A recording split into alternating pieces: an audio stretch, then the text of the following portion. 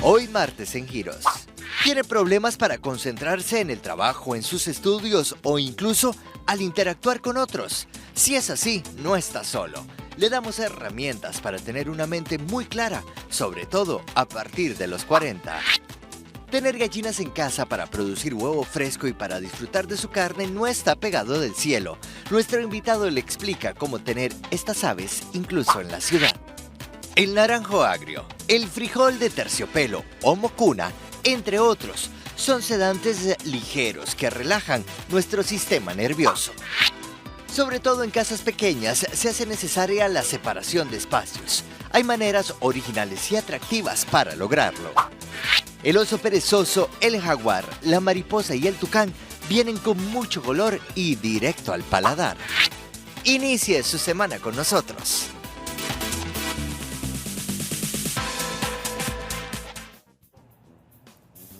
5 incendios se han presentado en las últimas horas y minutos. Uno de los más recientes se efectuó anoche en la Ruta 27 y nuestro compañero Fabián Mesa nos trae el detalle. Adelante, Fabián, con la información. Muy buenos días. Verónica, fue precisamente a las 6:50 de la tarde en ese sector donde me encuentro. Estamos sobre la Ruta 27, muy cerca de la entrada a Pozos de Santana.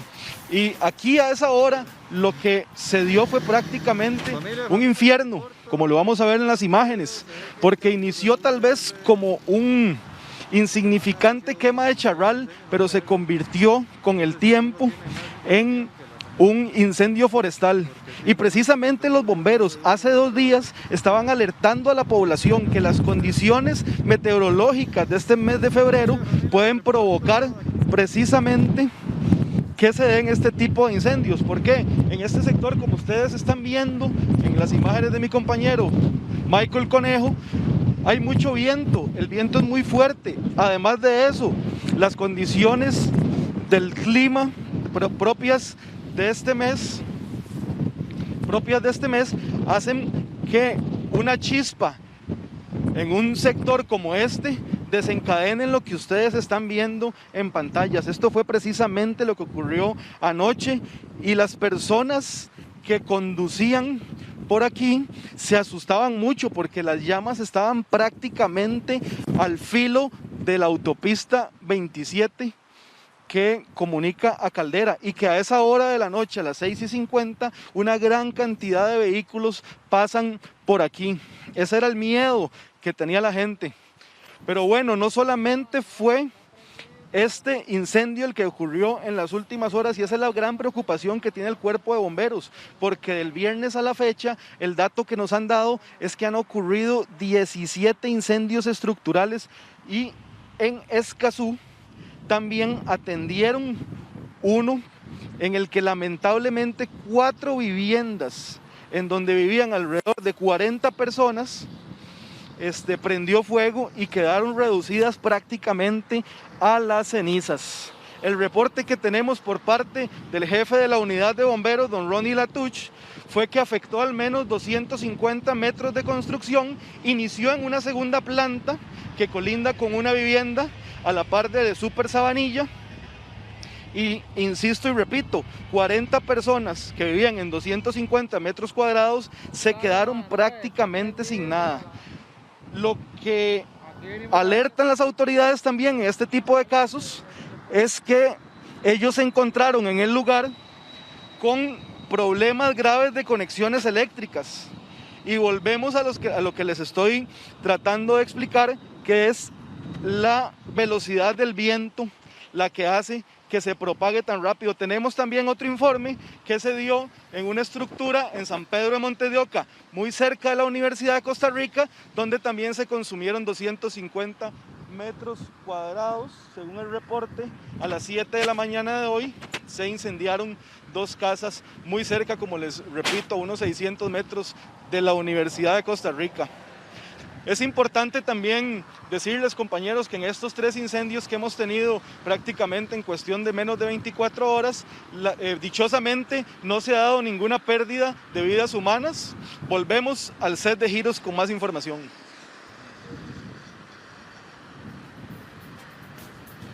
Muchísimas gracias, Fabián. Impresionantes imágenes y además la cantidad de siniestros en tan pocas horas como lo habíamos señalado en este momento. Pero ahora vamos con nuestra compañera Melisa Umaña, que está desde la clínica Clorito Picado, hablando de la vacunación. Muy buenos días, Melisa, adelante.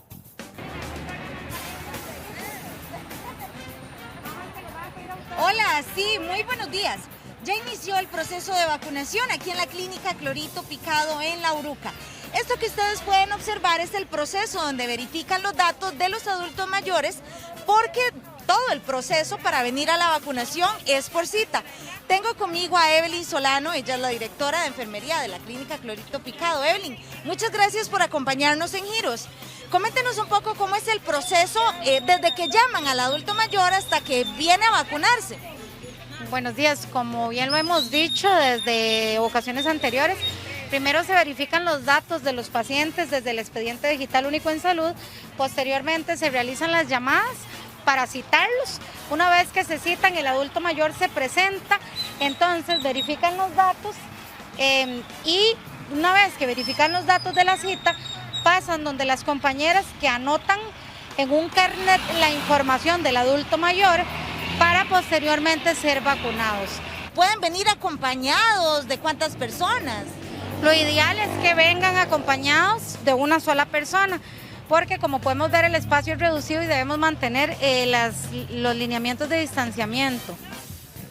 ¿Iniciaron ustedes con los grupos de qué edad de adultos mayores? ¿Cuál es este grupo que se está atendiendo ahorita? Iniciamos según la instrucción institucional de los adultos mayores de mayor edad, empezando con adultos de 100, de 104, de 103, incluso tenemos un paciente como de 114 años que estaba citado para el día de hoy. Vamos en grupos de 10 años, entonces por ejemplo esta semana tenemos pacientes citados de 100, de 90 y algunos de 80. Eso depende de la cantidad de dosis que se den en cada una de las áreas de salud. Vamos a ver si podemos conversar con uno de los pacientes que ha sido recientemente vacunado. ¿Cuál es su nombre, caballero? Doctor Manuel Emilio Montero. Doctor, ¿cómo se siente con esta primera aplicación de la vacuna? Feliz de la vida de que tengamos este seguro social, que algunos colaboramos para que fuera lo que es ahora. Da gusto. Somos ejemplo en América Latina y en el mundo. Adiós, gracias. ¿Le da ya más tranquilidad saber que tiene esta primera dosis? No solo me da tranquilidad, sino que me da orgullo. Muchísimas gracias entonces por esta declaración y lo felicitamos por la aplicación de esta primera dosis de la vacuna. Que le vaya muy bien. Muchas gracias, muy amable. Vamos a conversar con otra de las pacientes que acaba de recibir la dosis de la vacuna. ¿Cuál es su nombre? Belma Castillo Macís. Doña Belma, ¿cómo le fue con esta primer dosis? Muy bien, estoy muy agradecida. ¿Se siente más tranquila ya que le aplicaron esta primer dosis? Sí, claro, feliz me siento. Estoy agradecida con la caja. ¿Le dolió donde se la pusieron? No, nada. No duele nada. Muchísimas gracias, doña Belma. Muchas gracias por conocer. Ay, muy amable, que le vaya muy bien. Un placer conocerla y saludarla. Bueno, estas son algunas de las reacciones de estos pacientes que acaban de recibir la primer dosis de la vacuna aquí en la clínica Clorito Picado en La Uruca. Importante entonces que usted esté atento a su teléfono por si lo llaman para programar la cita y que se presente a tiempo y únicamente de ser posible con un acompañante para guardar las medidas de aforo. Muchísimas gracias, Melisa, y me encanta la actitud de esos adultos mayores, siempre positivos y dando el ejemplo. Pero los que no dan el ejemplo y siempre están viendo a ver cómo se llevan sus cosas son los timadores. ¿Saben qué están haciendo ahora? Cuando lleguen a decirle que le van a cambiar el cilindro, tenga muchísima atención, porque ese es el nuevo timo para robarle. El OIJ los tiene bien identificados. Las personas que aparecen en las fotografías piden permiso para entrar en comercios y condominios con el timo de que van a cambiar los extintores.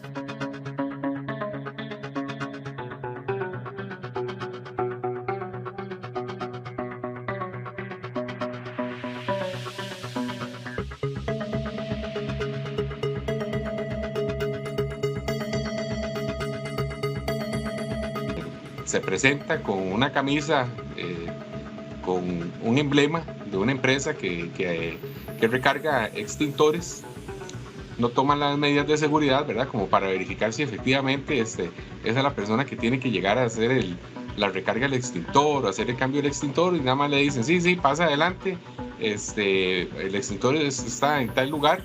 Entonces le dan, como dicen, la puerta abierta, ¿verdad? Y él lo que hace es que recorre las instalaciones y lo que hace es llevarse todos los celulares, computadoras o tablets que tenga a mano. Pero ¿estamos los ticos anuentes a abrirle la puerta a un desconocido? No le abro la puerta. No, ¿por qué? Porque ya, porque yo sé que tal vez me haría un daño así si yo le abro la puerta. No. ¿Por qué? Porque ahora uno desconfía tanto que lo pueden asaltar, ¿ves? Es más, ni en el teléfono uno acepta nada. Menos ahí, cualquiera que llegue. No, menos cualquiera que llegue. Sin embargo, según el OIJ, es más frecuente de lo que uno cree. Y también hemos tenido muchas denuncias de entes privados, ¿verdad? Como ventas de automóviles, tiendas grandes, ¿verdad? Tiendas grandes de ropa, donde él ingresa, ¿verdad? Sin ningún control. Como le digo, o sea, digamos, esto lo que nosotros queremos es que tengan un poco más de cuidado, ¿verdad? Que si él ingresa, que caminen con él, que anden con él, que verifiquen, porque nada más le dicen, sí, está, ingrese. O sea, digamos, en las entrevistas que se le han hecho a los ofendidos, ellos nada más le dicen, ingrese, busque los extintores y él nada más, él anda por todos los pasillos, anda por todos los corredores, el teléfono que ve puesto sobre un escritorio, sobre una mesa, la tablet, se la lleva, lo echa en el bolsito, lo echa en la bolsa del pantalón y se va, ¿verdad? Y nunca las personas se dan cuenta de eso, sino hasta horas después cuando llegan a buscar su teléfono celular. Por eso no permita que alguien entre sin autorización previa. Hay que ser un poco más estrictos a la hora de dejar ingresar a alguien, ¿verdad? A estos lugares. Tenemos que verificar que efectivamente llamar a la empresa, ¿verdad? Llamar a la empresa con la que usted tiene el contrato de los extintores y verificar que efectivamente la persona que dice estar ahí, ¿verdad? Corresponde a esa empresa, pedirle la cédula, pedir todos los documentos, porque él llega nada más y él dice un nombre X, lo anotan en la bitácora y cuando nosotros llegamos, ¿verdad? Al sitio a buscar datos, ese nombre no existe. Un descuido puede causar un daño enorme.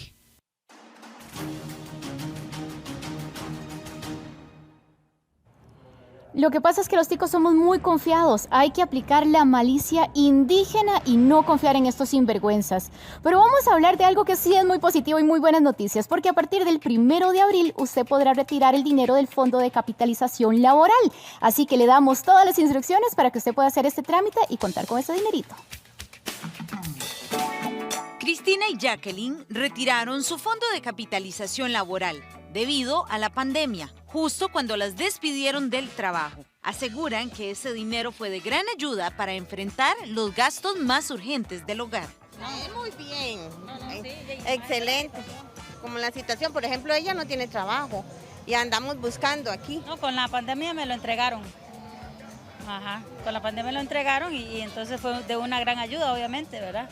El dinero del Fondo de Capitalización Laboral se entregará a partir del 1 de abril para aquellos trabajadores que lo soliciten durante estos días previos. Lo pueden solicitar mediante los mecanismos de autogestión, banca en línea, centrales telefónicas y mediante las plataformas de manera presencial. Eso sí, quienes quieran retirar este dinero deben cumplir algunos requisitos.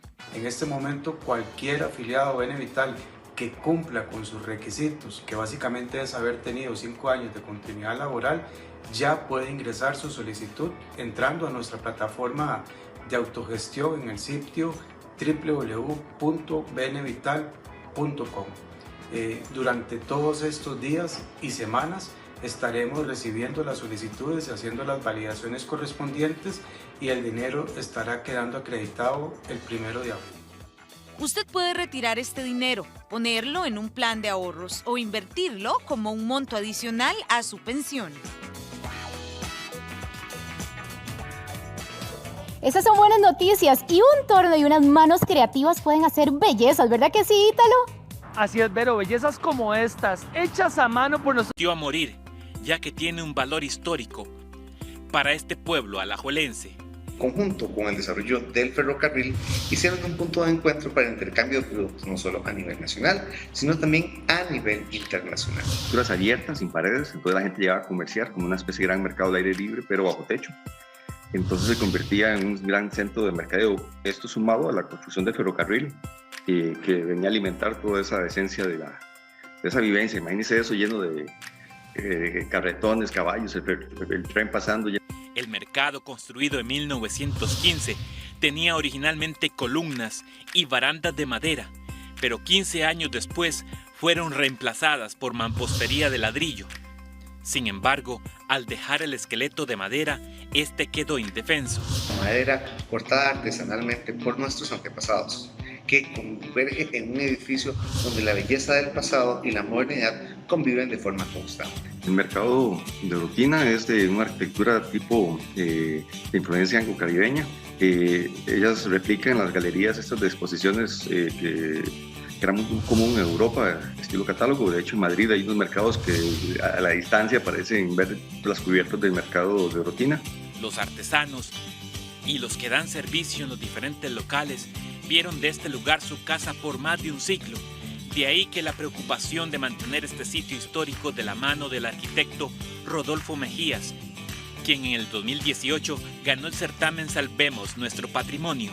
La propuesta que planteé para el mercado resultó ganadora. La propuesta lo que incluía era un reforzamiento estructural del edificio, porque digamos estaba muy debilitado, la sustitución de todas las piezas dañadas. Gracias a la inversión de 150 millones de colones del Centro de Patrimonio del Ministerio de Cultura y Juventud, ahora el mercado de Orotina tiene una nueva oportunidad de ser techo para comerciantes y mantener la belleza de su arquitectura para sus visitantes.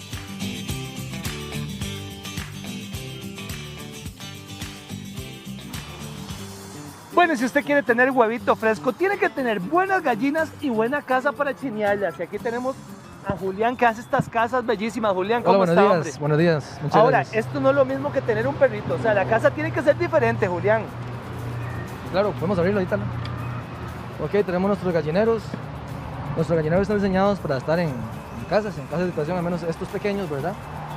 Son de fácil mantenimiento, para exteriores, donde podemos tener 4 o 5 gallinas para tener huevitos frescos todos los días. Eso le iba a decir, en una casa como estas, ¿cuántas gallinas pueden estar tranquilitas ahí? Podemos tener 4 o 5 gallinas. 4 o 5 sí, gallinas. Y ahora, ponen el huevito ahí o uno más o menos le dice dónde puede estar ella.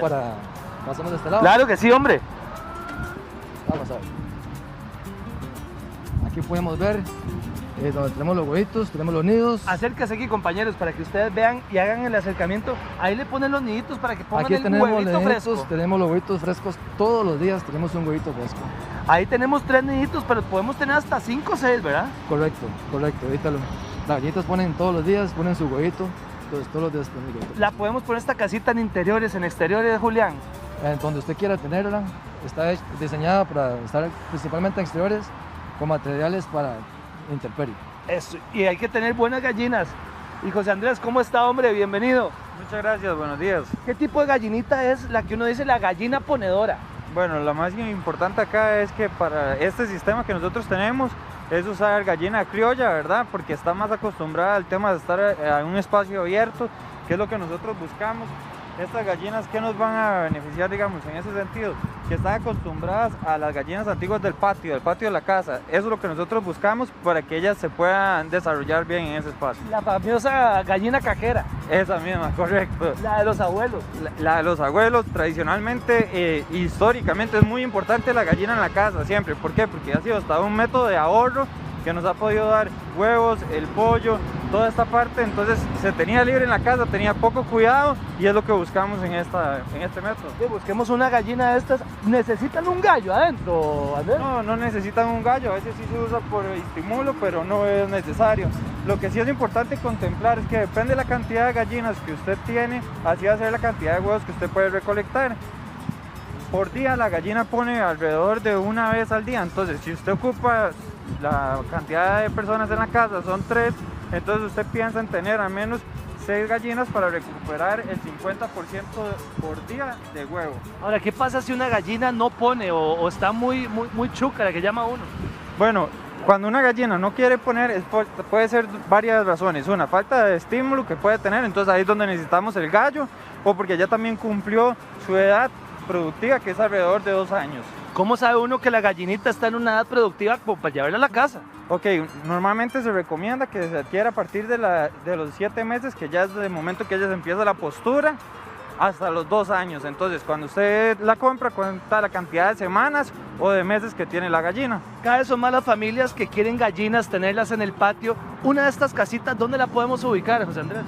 Bueno, las casas se pueden ubicar en cualquier parte del patio. En realidad, sí es importante que esté directamente el suelo, que tengamos tierra, tengamos zacate o algún tipo de forraje, que es de lo que ellas se alimentan. Y es la gran diferencia que nos están haciendo, ¿verdad?, las gallinas de pastoreo. Es una práctica agroecológica que busca una buena vida, una vida más digna, digamos, para la parte de la gallina. Ahora, vea esta que está aquí. Uno puede ver a simple vista si la gallinita está sana. Correcto. Bueno, el brillo de los ojos es lo primero que te lo va a decir, ¿verdad? Si la gallina tiene sus ojos brillantes, eso quiere decir que está bastante sana. El comportamiento de ella, digamos, ellas son muy curiosas, entonces toda esa parte indica que la gallina está bastante bien. Las crestas, los tonos del pelaje, digamos, de las plumas. Flaco, venga, acérquesele para ver el brillito de los ojos. A ver si no vuela esta bandida, pero esta es una gallina que se ve a simple vista que está, como quien dice, calidad. Exactamente, bastante sana. El tema de tener ese espacio abierto, que ellas no estén de una manera muchas en un poco espacio, genera esto. Cuando se estresan, ¿cuáles son las señales de que está estresada esa gallina? Bueno, empiezan a picotearse entre ellas, empieza a caerse las plumas, y se le ve ya que se aparta del grupo. Ellas están acostumbradas a vivir en grupo o estarse en grupo, entonces normalmente si se aparta una gallina ya sabemos que algo está pasando con esa gallina. Ahora, y para volverla a relajar, ¿qué se le hace, José Andrés? Bueno, hay diferentes métodos, ¿verdad? Nosotros recomendamos muchos ahí microorganismos de montaña, que es algo que nosotros utilizamos, se lo aplicamos al agua, entonces es como decir las medicinas naturales que nosotros le podemos ofrecer y eso va relacionando mejor el comportamiento de ella. José Andrés, Julián, muchísimas gracias por su visita. Verónica, usted tenía esta senorotina, no me mienta. Y Pati también, Santana. Bueno, bien, y precisamente, Ítalo, hay que concentrarse y esa es una de las fallas que tenemos muchísimo en diferentes edades. Y lo cierto es que si nos está pasando en los estudios, en el trabajo, en el día a día, usted no está solo ni sola. Precisamente hoy está con nosotros la doctora Erika Salazar. Doctora, muy buenos días, bienvenida aquí a Giros esta mañana. Muchísimas gracias por su presencia. Gracias a ustedes, muy buenos días. Doctora, esta falta de concentración a la cual nos referimos, ¿verdad? En los estudios, en el trabajo, en el día a día, es una alerta, pudiéramos decir, de que nuestro cerebro a lo mejor ya está fallando. E incluso hacemos registro de que pudiéramos hablar de que esto aproximadamente a los 40 años pudiera estar pasándonos. Sí, esas alteraciones en la concentración, a veces más que una falla en el funcionamiento del cerebro, nos podrían estar hablando de una falta de alguna de la materia prima que el cerebro necesita para ejercer funciones como la concentración, como la atención, como la memoria. A partir de los 40 años es un momento muy importante porque, sobre todo en el caso de las mujeres, iniciamos con transiciones hormonales que determinan cambios en el aporte de energía que le damos al cerebro, cambios en la cantidad de neurotransmisores, que son sustancias que hacen que nuestro cerebro funcione, y por tanto podemos empezar a tener estos cambios. Pero eso no solo ocurre a partir de los 40, yo con frecuencia veo muchachas muy jóvenes y hombres jóvenes que me dicen exactamente eso, ¿verdad? Mire, ya no estoy logrando concentrarme en el trabajo, no estoy logrando aprender de la misma forma, me dan una instrucción y la tengo que repetir o la tengo que escribir porque no recuerdo.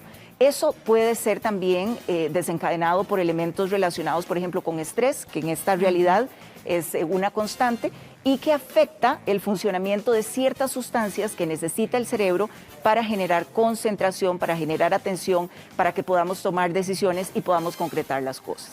Ahora, doctora, usted mencionó claramente que quizá nosotras las mujeres, por el tema de las hormonas, somos más propensas. ¿Pudiéramos hablar de que todo esto pudiera empezar, vuelvo a reiterar, a los 40 años aproximadamente, más, menos, y quizá que nos dé una luz, ¿verdad?, de cuáles son esos, no síntomas, pero esas situaciones que se dan, que porque uno empieza a olvidarse de las llaves o de esto, cosas cotidianas, ¿verdad?, pero ¿qué realmente estaría pasando? Bueno, en el caso de nosotras las mujeres, con los cambios hormonales, cosa que experimentamos desde que iniciamos con la etapa de la menstruación, a lo largo de toda nuestra vida tenemos cambios. Entonces, no solo las mujeres a partir de los 40 años pueden tener este tipo de condiciones. ¿Qué quiero decir con esto? Muchas mujeres usan anticonceptivos orales, ¿de acuerdo? U otro tipo de anticoncepción. Y los anticonceptivos tienden a producir modificaciones en los valores hormonales y con relativa frecuencia bajan los niveles hormonales. Esas alteraciones en las hormonas pueden producir cambios que a veces no asociamos con la parte hormonal o reproductiva. Es decir, siempre pensamos que si es una cuestión de hormonas, tendrá que ver más con la cuestión reproductiva o con los calores. Y no es así. Alteraciones en la concentración, irritabilidad, dificultad para manejar el estrés, depresión, trastornos de sueño, dolores articulares. Esas son algunas de las manifestaciones que si se acompañan con esas alteraciones cognitivas como pérdida de la concentración, dificultad para aprender, enlentecimiento en el pensamiento, ¿verdad? Eso que uno dice, mira, es que me siento más lenta, ¿verdad? Ya no estoy procesando la información con la misma velocidad. Esas son manifestaciones de que podríamos tener alguna alteración dentro de los valores hormonales y no solo hormonales, porque resulta que las hormonas regulan muchas otras cosas, regulan neurotransmisores. Por ejemplo, la serotonina, que es tan famosa, ¿verdad? La serotonina sabemos que es una sustancia que se produce en el cerebro y en algunos otros tejidos y que es importante para la sensación de bienestar, de felicidad.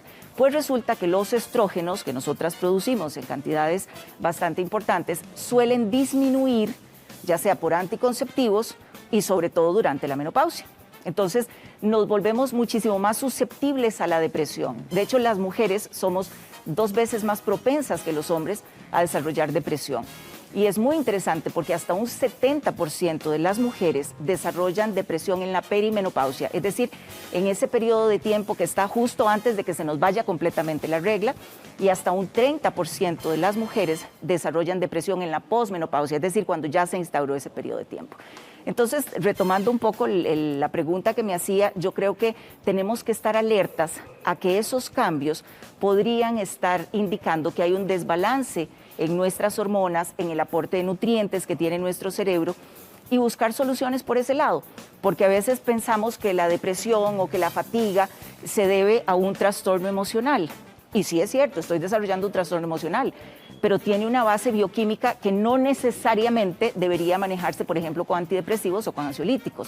Muchas veces se tienen que utilizar los 2 tipos de tratamiento. Claro, ahora doctora, esas sustancias que usted menciona, ¿cuáles son esas sustancias que van menguando, verdad, que impactan en nuestra concentración específicamente? En el caso de las mujeres, quizá la más importante son los estrógenos, ¿verdad? Que son sustancias, son hormonas que producen nuestros ovarios y que sabemos que, por ejemplo, en la perimenopausia, cuando ya estamos cercanas a entrar en ese proceso donde ya se nos va totalmente la menstruación, es cuando empiezan a disminuir los valores de estrógenos. Entonces, muchas veces los síntomas típicos que nosotras asociamos con menopausia o con alteraciones hormonales son los calores, los bochornos. Pero a las mujeres no necesariamente se les ocurre que esos problemas de memoria, que ya llego al cuarto y no me acuerdo a qué iba, qué era lo que iba a recoger, o abro la refri y yo decía, pero ¿en qué estaba yo? ¿A qué vine? ¿Verdad? O que me dijeron que tenía que ir a una cita, no la anoté y se me olvida. Esas alteraciones que son cognitivas, que están relacionadas con memoria, con concentración, con control de emociones, es interesantísimo cómo nosotras podemos volvernos muchísimo más susceptibles a las emociones. Entonces, cualquier cosita o nos pone a llorar o nos pone enojadas, ¿verdad? Entonces, eso puede generar muchos conflictos a nivel familiar y a nivel laboral. Doctor, inician las consultas de nuestras amigas allá en casa y precisamente tenemos una. Ella tiene 38 años. Su nombre, porfa, si me lo repiten, que aquí no lo estoy leyendo bien. El nombre de la Andrea, 38 años, y nos dice que ella está engordando muchísimo en este último tiempo y que además se le está olvidando todo y que no logra concentrarse. Bueno, en un caso como el que ella refiere y por la edad, siempre es importantísimo revisar niveles de cortisol, ¿verdad? Que el cortisol es una hormona que es medio bandida en relación con el peso. Se libera en cantidades abundantes cuando estamos en situaciones de estrés, ya sea agudo o crónico. Y una cuestión del cortisol es que lo que hace es guardar energía. Es lo que le dice al cerebro es guarda energía porque estamos en una situación de emergencia. ¿Y dónde guarda energía? Pues en forma de grasa, en la pancita, en las nalgas. Entonces, ese aumento de peso podría estar asociado a eso. Yo le sugeriría, con lo que ella está diciendo, que valore cortisol, que valore hormona tiroidea.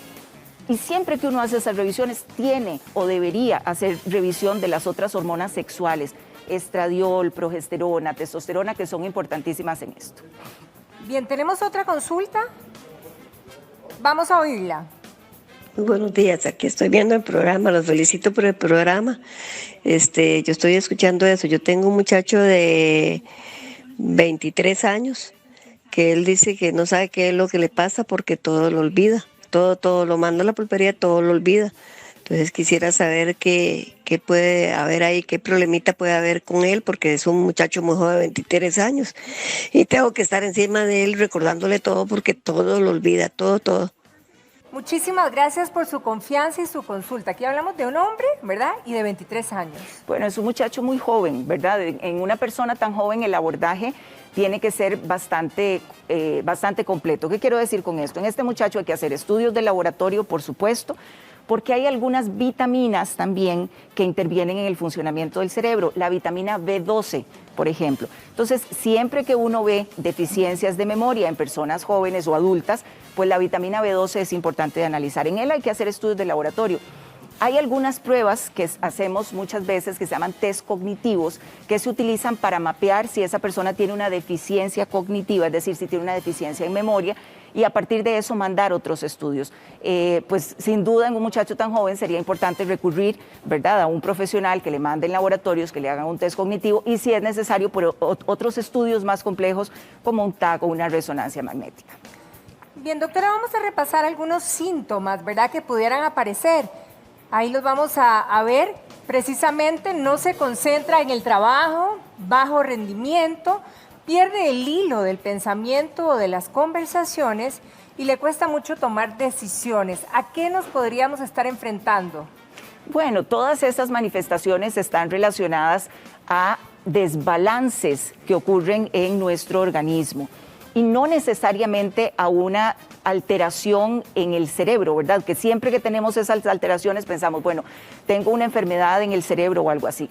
No necesariamente. Esas funciones se dan porque una estructura que es el cerebro procesa la información dependiendo de cierto combustible, por así decirlo, que son vitaminas, minerales, hormonas, neurotransmisores. Esas señales de alerta lo que me están diciendo es que algo está pasando en mi organismo, que no estoy teniendo el balance necesario para rendir y que debería buscar soluciones. Es decir, yo siempre lo que sugiero, como médico que soy, por supuesto, es hacer un análisis de laboratorio. Valoremos cómo está usted, si tiene anemia, si tiene deficiencia de vitamina B12, si tiene deficiencia de vitamina D, que hoy por hoy es súper frecuente y tiene efectos también en memoria y en atención, si tiene alteraciones de hormona tiroidea, ¿verdad? En personas muy jóvenes hay que valorar también que hoy por hoy las poblaciones jóvenes manejan altísimos niveles de estrés. Y el estrés es un muy mal aliado de la memoria porque afecta cortisol, baja niveles de hormonas. En los hombres, por ejemplo, la pregunta que nos hacía la señora, un muchacho tan joven de 23 años, pues hay que revisar también testosterona, que es una hormona súper importante en los hombres, en las mujeres también, pero en los hombres aún más, y que tiene efectos directos en la parte de memoria. Entonces, con esas manifestaciones, yo diría, debemos darle importancia a eso, hay que darle pelota a esos síntomas, no quedarnos como si no fuera nada, porque nos merma nuestra capacidad productiva y puede tener consecuencias importantes en el trabajo, en la familia, etcétera. Doctora, claramente usted está mencionando algunos de los exámenes, digamos, para poder conocer cuál es la situación química, si pudiera decirlo de esa manera, de nuestro cuerpo. Pero mucha gente, digamos, recurre también a suplementos, vitaminas, sobre todo cuando sabemos que hay carencia de estas y que pueden impactar así. ¿Realmente podría ser recomendable simplemente nosotros tomar las decisiones de lo que ocupemos? Bueno, hay algunas vitaminas que sí funcionan y que son inocuas, es decir, que no te van a generar mayor problema. El asunto es que si su problema es, por ejemplo, una alteración bioquímica, hormonal o de neurotransmisores, las vitaminas no te van a ayudar, ¿verdad? O sea, podrían ayudar en un aspecto de la nutrición que representan para el cerebro, pero no necesariamente van a corregir el problema. Por eso es que uno trata de insistir en que las personas siempre busquen el origen del problema. Es decir, si tengo esas alteraciones, primero voy a revisarme a ver bioquímicamente cómo estoy. ¿Podemos usar algunas vitaminas mientras tanto, por así decirlo? Sí, hay algunas que tienen buena evidencia científica de que tienen efectos en el cerebro, ¿de acuerdo? Que tienen efectos en la parte cognitiva, como las vitaminas del complejo B, ¿de acuerdo? Como la vitamina C, porque es un maravilloso antioxidante. Algunos otros elementos como el magnesio, como el zinc, como la vitamina D. Y hay otros elementos que son bien interesantes que funcionan en el cerebro. Hay uno de ellos que se llama quercetina, es un isoflavonoide, es decir, es un extracto de las frutas, por ejemplo, y se ha visto que tiene un efecto neuroprotector. Entonces, esos suplementos pueden ser de utilidad, pueden ayudarme a proteger el cerebro y pueden ayudarme a mejorar un poco concentración, atención. Por ejemplo, en el tema de concentración, la tirosina es un aminoácido, ¿verdad? Es, digamos, con la materia prima con la que mi cuerpo produce ciertos otros elementos. La tirosina está presente en los huevos, en la leche, en el aguacate, pero también venden el suplemento. Es mucho más efectivo en todo caso. Pues funciona bastante bien. Entonces, ¿por qué la tirosina puede ser útil en gente que tiene problemas de concentración y de atención?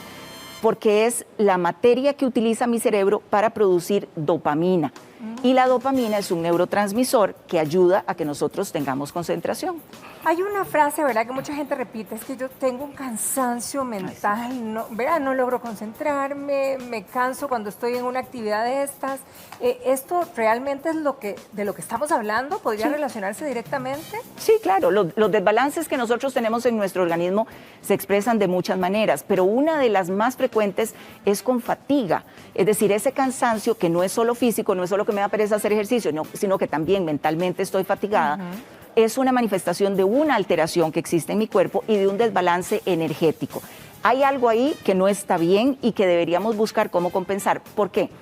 Porque si usted no busca cómo remediar eso en el tiempo, esa deficiencia se va a ir prolongando y va a generar, por así decirlo, callo, ¿verdad? Como una gotita que cae en una piedra y puede generar deterioro en el funcionamiento cerebral. Entonces, quizá a mis 30, 40 años, simplemente me siento cansada, no me concentro, no estoy durmiendo bien, no estoy rindiendo, me siento mal, no tengo líbido, pero no le doy mucha pelota porque tengo 30 o 40 y no le veo problema. Cierto. ¿Cuál es el problema? Que las mujeres, después de los 70 años, tenemos 3 veces más posibilidades de desarrollar demencia que los hombres. Y estos elementos que hoy por hoy no parecen tan importantes, a los 70 o a los 75 sí cobran importancia.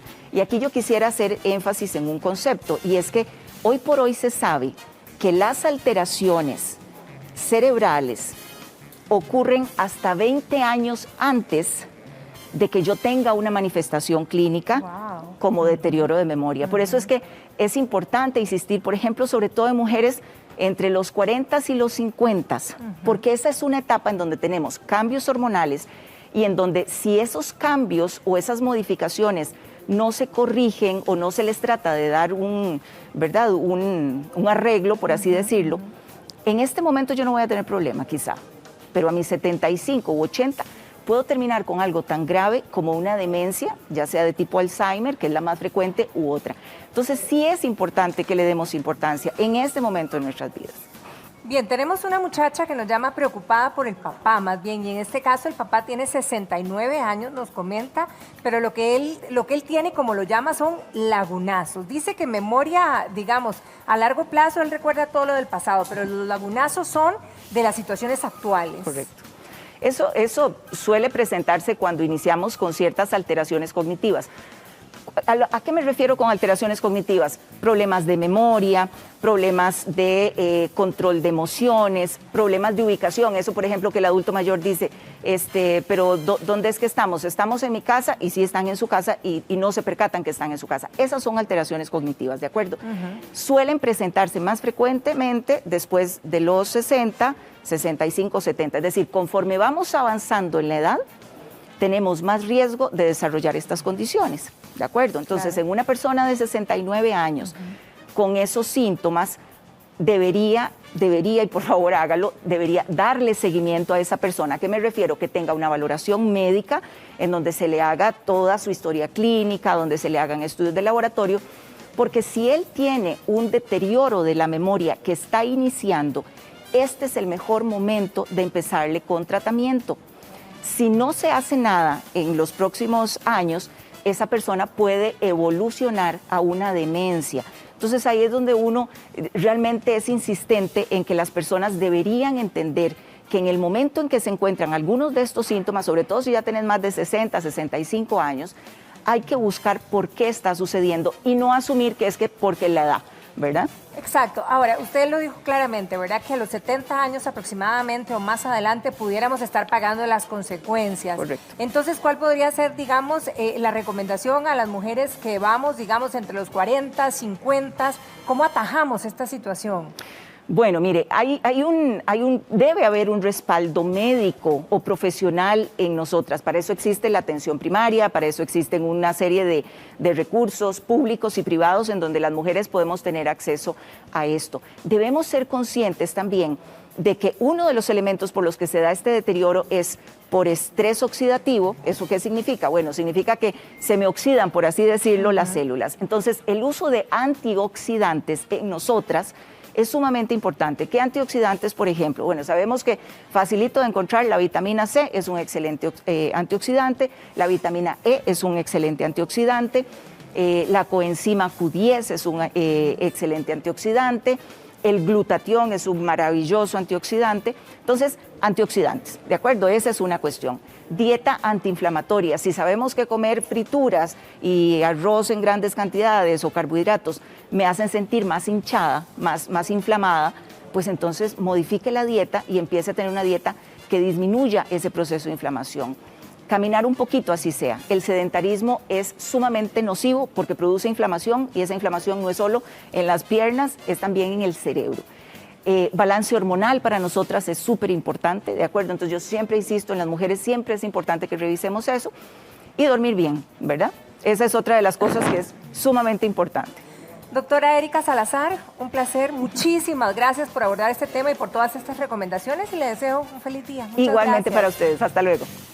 Vero, nos vamos para afuera, nos vamos con vos para que continúes con más información útil para todos nuestros amigos allá en casa. Así es, Pati, y hablemos de la naturaleza que es sabia. Y ustedes sabían que desde el naranjo agrio hasta el frijol de terciopelo, que se conoce como mucuna, son relajantes naturales que ayudan a que nuestro sistema nervioso esté equilibrado. Eso es lo que queremos lograr, pero la naturaleza es la sabia en este momento, y Johnny nos va a ayudar. Es etnobotánico, Johnny Castro Pérez, y nos ayuda. ¿Cómo nos ayudan en general, Johnny, este tipo de plantas a relajarnos, a bajar, ¿verdad?, nuestro sistema nervioso, que a veces está un poco alterado? Hola, Vero, buenos días. Buenos días. Muchas gracias por la invitación. Como vos decías, la naturaleza es muy sabia. Hay sustancias presentes en las plantas, en los alimentos que tenemos alrededor, que nos pueden ayudar a mejorar y estabilizar nuestro sistema a nivel emocional. Y el día de hoy vamos a hablar de algunas de ellas. Vamos a iniciar con uno que es muy particular, porque yo no lo conocía, Johnny. Que vean la forma de este frijolito, que por eso se le apoda frijol de terciopelo, ¿verdad? Exacto. Sí, el frijol mucuna, un frijol bastante interesante, muy presente en la medicina ayurveda de la India. Ya tiene registros de más de 4.000 años de haberse usado. Es un frijol bastante interesante con una sustancia llamada levodopa. La levodopa es un precursor de la dopamina, y sabemos que la dopamina es una de las hormonas de la estabilidad, de la felicidad. Entonces es bastante interesante cómo se puede usar el frijol. Ahora, conociendo su origen y demás, ¿cómo lo utilizamos? La tradición menciona que el frijol se puede tostar, se puede moler, y de este se hace un tipo de harina, un tipo de polvito que se utiliza en bebidas calientes. También se puede utilizar agregándole a las harinas para los panes y otras recetas. Sí. Y este, digamos, aquí es donde está el frijolito adentro. Exacto, esa es la vaina del frijol. Tipo de vaina. Exacto, es de la familia de los frijoles, de las fabáceas, y es un producto bastante interesante, muy utilizado para personas con Parkinson y Alzheimer. De verdad. Exacto. Ahora, Johnny, siendo frijolito, ¿será que podemos hacerlo? Porque eso me parece como los frijolitos blancos, ¿verdad? ¿Podríamos hacerlo así también, en ese tipo de preparación? No, este frijol es mejor no utilizarlo de esa manera, lo mejor es tostarlo, darle su proceso, porque él tiene algunas sustancias tóxicas que no deberían de consumirse como un frijol común. Ok, entonces hay que tostarlo. Exacto, cuando él se tuesta, esas sustancias ya se inhiben. O sea, tostarlo es fundamental. Es fundamental, exacto. Y como pinolillo, hacer como un tipo de fresquito después de tostado, si se puede hacer. Exacto, entonces. El polvito se podría utilizar también de esa manera, de manera fría, en una bebida fría. Perfecto. Ahora, el naranjo agrio, que lo conocemos un poquito más, ¿cómo lo aprovechamos, John? El naranjo agrio, hay varias formas de utilizarlo. Se puede utilizar las hojas en infusiones. Como esta que tenemos por acá. Como este que tenemos acá. Si no, de toda la familia de los cítricos, lo más importante sería utilizar lo que son las flores. Las flores sí tienen propiedades más sedantes, más relajantes, que nos ayudan en padecimientos como el estrés, el nerviosismo, ataques de ansiedad. ¿Y la florcita, entonces, qué hacemos? ¿Un tipo de infusión también? Con la flor se utiliza, exacto, una infusión que básicamente sería calentar el agua. Cuando el agua ya está caliente, lo que hacemos es poner la flor y dejarlo en reposo unos 5 minutos tapadito y después lo tomamos.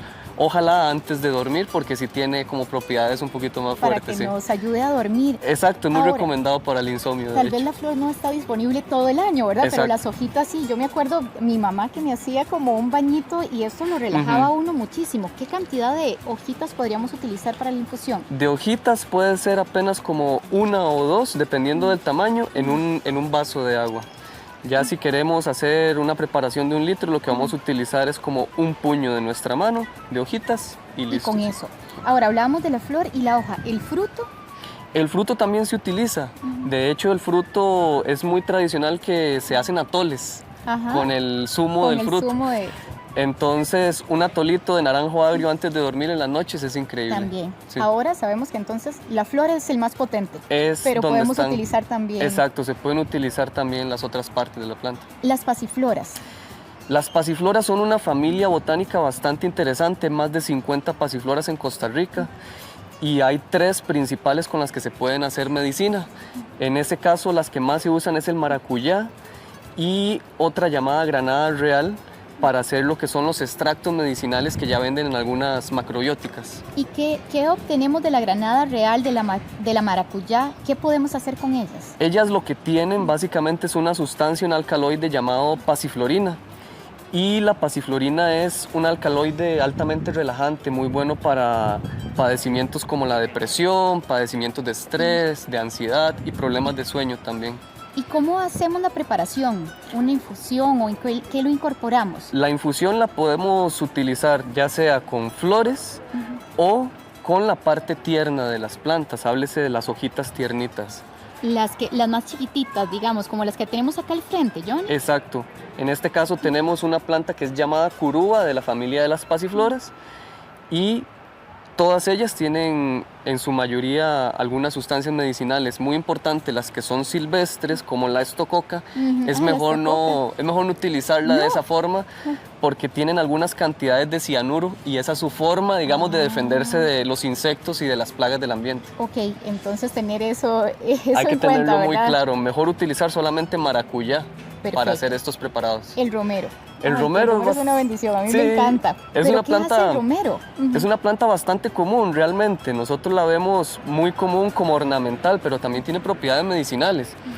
Entre esos tiene una sustancia llamada beta-cariofilenos, que son sustancias muy buenas para nuestro sistema hormonal. Ella ayuda a regular un poco nuestro sistema hormonal, a relajarnos y a tener como más capacidad de aprendizaje, de atención.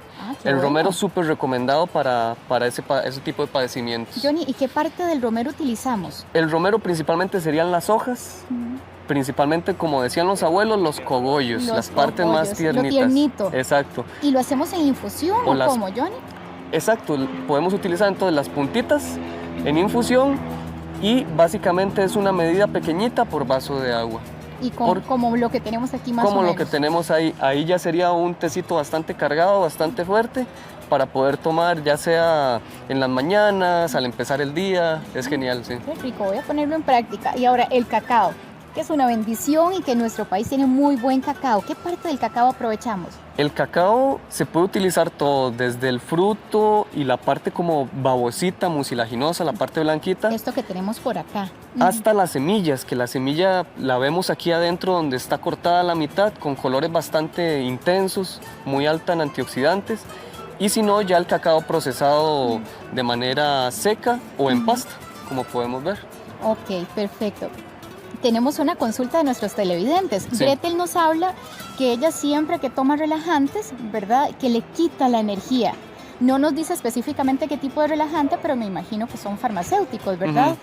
¿Qué podríamos ayudarle, digamos, a Gretel con toda esta, ¿verdad?, conocimiento que vos tenés para que no le quiten esa energía? Para que no le quiten la energía, en esa parte el cacao es fundamental, porque el cacao también aporta algunas sustancias amargas y algunas otras sustancias que más bien nos hacen como tener un poquito más de energía.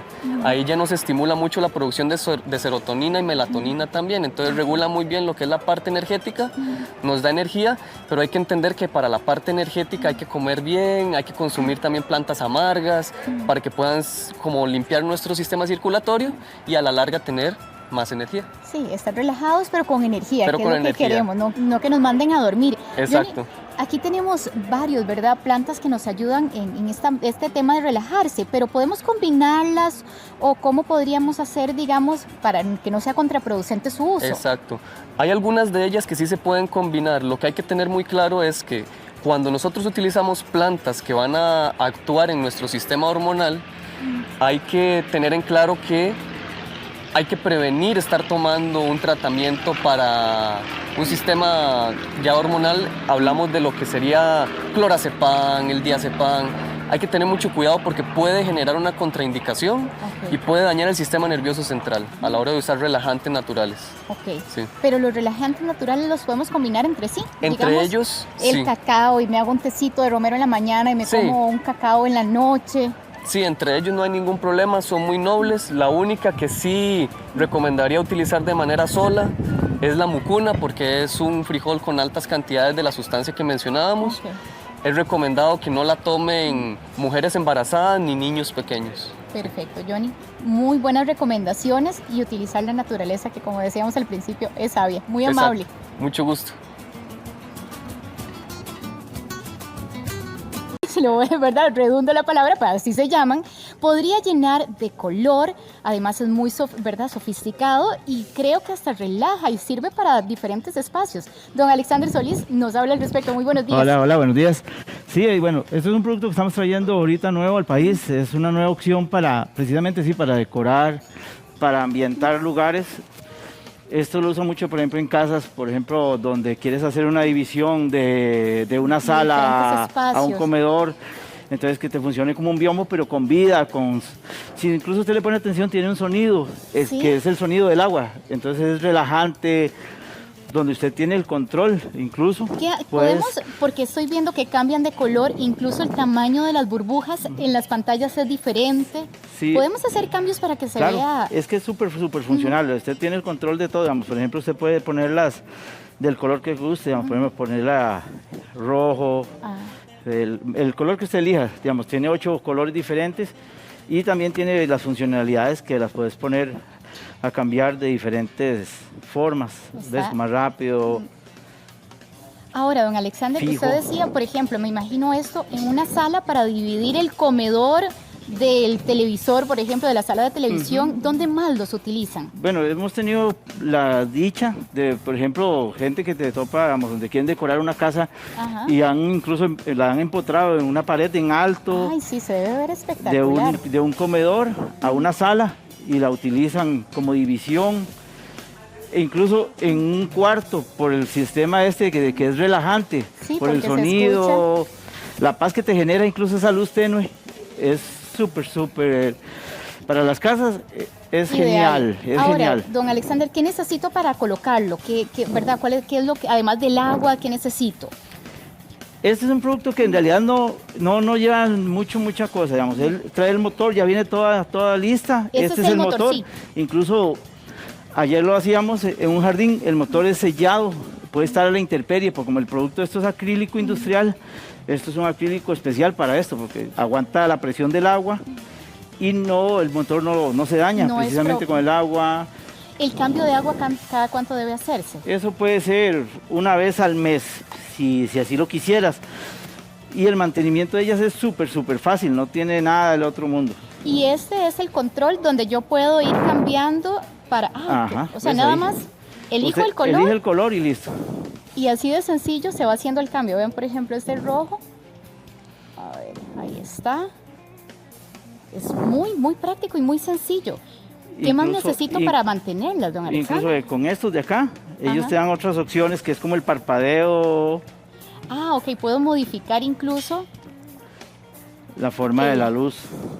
Y las burbujas también se pueden, ¿verdad?, cambiar. Si lo ves, digamos, por ejemplo, esta tiene una burbuja más gruesa, aquella que está atrás tuyo tiene una burbujita más fina. Y la forma, bueno, hay algunos que vienen en negro acá arriba, e incluso tienen como una forma aquí a los lados y los otros son rectos. Exactamente. Esta la han utilizado mucho para hacer una división, como por ejemplo, también donde es un espacio grande, usan dos que se vean de frente estas dos caras. Entonces quedan acá y que quede solo la entrada entre ellas dos, en un lugar grande, exactamente. En un espacio más amplio. Esto está lindísimo. Los cuidados, me decía, ¿se cambia el agua una vez al mes? Puede ser una vez al mes. Esto lo que hay que hacer es darle tal vez por la parte de la evaporación del agua, ella tal vez pierde un poquito del nivel. Entonces pero hay que estar... se le coloca un poquito de agua acá. ¿Y dónde se coloca el agua? Acá, esto se levanta. ¿Esta tapa se levanta? Esa tapa se levanta aquí. Sí, vea, qué sencillo. Ajá. Y ahí le colocas el agua en cualquier lugar, ella abajo es abierta, entonces ella mantiene el nivel parejo de todas. Para que siempre se vea así. Y por aseo, digamos, para mantener el agua clara, digamos, igual, cada vez que usted le cambie el agua o le pone agua, 1 onza de cloro, se la pones y la misma... Para que se vea siempre el agua. El mismo sistema se encarga de mantener el agua limpia. Esto es muy amigable con el ambiente porque el agua no se desperdicia, no tenés que estar botando el agua cada rato ni nada, ¿verdad? Y el consumo eléctrico de mantener uno, ¿verdad? Este movimiento constante. Fíjate que esto tiene un motor de 13 voltios, entonces esto es mucho menos que, por ejemplo, un microondas. O sea, consume muy poca energía. Mínimo, sí, entonces. Es mínimo. Y además, las burbujas, también el tamaño de las burbujas, sigo yo porque me gusta mucho. Estas son muy pequeñitas, pero podemos hacerlas más grandes. Puedes hacerlas más grandes, digamos, así como está esta, ¿lo ves? A ver si se nota la diferencia. Que se ven las burbujas más grandes y hasta el movimiento, ¿verdad? Puede ser más rápido, más lento. Eso puedes cambiarlo también, la intensidad de la burbuja, de que sea más rápida. Sí, me imagino que me cuesta dormir y quisiera, ¿verdad?, en la habitación algo más... A eso iba así, digamos, eso es como tal vez gusto suyo y de la personalidad. No, puede ser usted que le guste, busque un momento de tranquilidad, entonces usted la pone un poquito más tenue, más despacio. Hasta el color, ¿verdad? Que si quiero algo más vibrante, por ejemplo, estos tonos que están por acá. Vean, esto se ve espectacular, de verdad. Muy linda y además me parece que, de verdad, ornamentalmente hablando y además la funcionalidad que tiene de poder dividir espacios. Sí, como te decía, digamos, esto ha sido genial en casas, lo hemos tenido allá en consultorios de doctores que por lo general lo ponen en el lobby, en salones de belleza también, o donde está la sala de estar, de espera. Que pueda... O sea, es muy funcional, como te digo, es un producto súper funcional. ¿Y para manipularlo es pesado? Ya cargado con el agua es por el agua sí, no el aparato en sí. La estructura es liviana, esto es, como te decía, esto es acrílico, entonces no es tan pesado. ¿Algún otro mantenimiento además del cambio de agua que deberíamos hacerles? En realidad esto es súper fácil, como te digo, esto con un pañito de estos amarillos que ahora hay en todo lado, pasarle nada más. Y por dentro no se nos pone feillo a veces con el agua, ¿verdad? Un moho o alguna cosa así. El cloro. Por eso se le pone el cloro, digamos, para evitar ese tipo una vez al mes también, cuando usted va perdiendo el agua por la evaporación. Entonces usted le pone el agua y le puede poner 1 onza de cloro. Y como esta agua gira, es una sola agua, no está separada. No está separada, da ese efecto, pero no lo está. Sí, entonces el cloro hace que se mantenga el agua limpia, nada más. Perfecto, don Alexander, muchísimas gracias por su tiempo y mostrarnos estas bellezas, la verdad que están muy bonitas, muy amables. Estamos para servirle, bueno, y solo recordarles que estamos en Heredia, centro, del Hospital Nuevo Heredia, 1,5 kilómetros Perfecto. al sur. Y ahí está la información también, los números en pantalla para que los pueda localizar. Perfecto. Muchísimas gracias. Bueno, ok.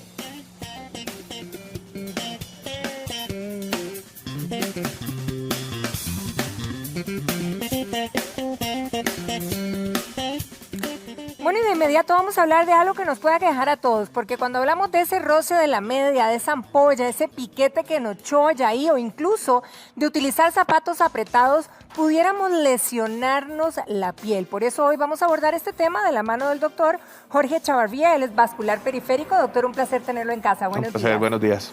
Doctor, ¿cómo saber, verdad, esa tolerancia que puede tener efectivamente nuestra piel para no llegarse a hacer una lesión más complicada? Las úlceras es un tema un poco complejo. Si nos damos cuenta, las úlceras en general, lamentablemente en muchos lugares son tratadas casi que todas por igual, y todas las úlceras no son iguales. Nosotros tenemos úlceras desde el punto de vista venoso, tenemos úlceras desde el punto de vista arterial, tenemos úlceras de presión, tenemos úlceras micóticas, que quiere decir úlceras infectadas, tenemos úlceras por hongos, tenemos úlceras por hipertensión arterial. O sea, realmente existen mucho tipo de úlceras que lamentablemente, como te digo, a veces la gente afuera van a tratarse con alguien y todas las úlceras las tratan exactamente igual, y no todas las úlceras deben de tener el mismo tratamiento. ¿Por qué? Porque nosotros vamos a basar el tratamiento según la causa o según la etiología, como nosotros llamamos. Entonces, no es solamente algo de medias o algo de roce o algo, porque también, como te decía, tiene que ver con la causa predisponente de la úlcera en sí, que es una consulta muy frecuente que nosotros tenemos en el consultorio. Ahora, quizá repasemos, ¿verdad?, cómo estos diferentes hábitos que tenemos pueden afectar de la manera que vamos comentando. Por ejemplo, hablemos de las medias apretadas o de las medias bastante flojas, esas que chorrean, por ejemplo. ¿Hasta qué punto nos pueden afectar? Realmente, en sí, lo de la media que me estás diciendo, digamos, el punto de la media importante es, ¿usamos media medicada o no medicada? Por ejemplo, las medias que nosotros normalmente mandamos a los pacientes que usen, que es una media medicada o apretada, es para los que tienen problemas venosos. Entonces, eso más bien viene a proteger la incidencia o el desarrollo de lo que son las úlceras de tipo venoso, porque más bien, inclusive, una media que sea apretada para un problema venoso le va a generar lo va a favorecer más bien para que no se le desarrolle una úlcera. Y por el contrario, si más bien tenemos un problema arterial y le ponemos una media apretada, ahí sí podemos desarrollar una úlcera que no tenía. Entonces, como te decía, digamos, en sí la media, ya el ejemplo que pusiste, lo importante es saber a qué paciente mandárselo. Entonces, digamos, esta media que te queda floja y demás, en general no te va a hacer mayor problema, pero la media apretada está indicada para pacientes que tienen problemas venosos, no arteriales. Bien, ¿qué pasa, por ejemplo, con esos zapatos que son poco flexibles, esos que son como duros, tiesos, ¿verdad? O incluso las sandalias que usamos nosotras, que también las tiras son bastante groserillas. Claro. Normalmente, bueno, en una persona joven, así como vos, realmente no vas a tener mayor problema, o sea, de ese aspecto, pero personas que tienen ya de fondo un problema, y principalmente en adultos mayores, por ejemplo, diabéticos, nosotros vemos que el diabético en sí, para ponerte un ejemplo con eso del calzado, el diabético empieza a deformar su pie por un problema de neuropatía diabética.